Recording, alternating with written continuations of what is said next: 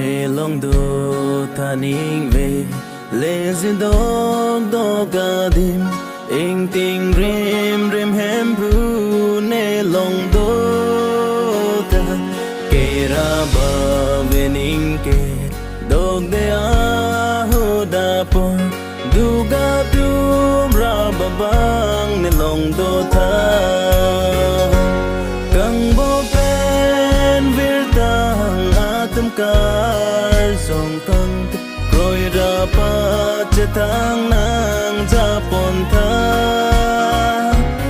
em bu nang long so pi hem bu do adim Jerusalem kimi arong so pi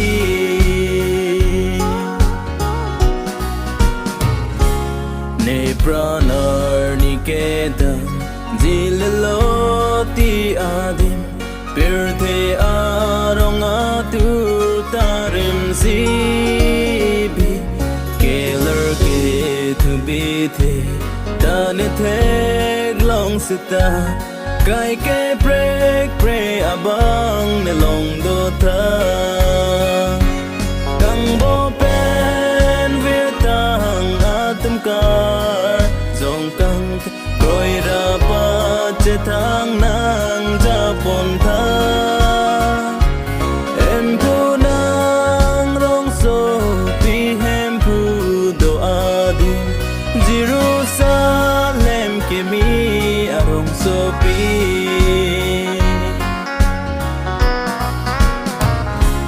ne mek si rip an ne nang vek ji kai ke nang kang ho na par pi si nang son thod mat sini rabun ji ma hem pu ni tu ne bin ta ne long tu ve kang bo pen vir tang atum kar zong kang koi ra pa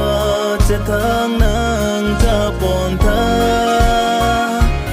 em pu nang rong so pi hem pu do adim Jerusalem kimi arong so pi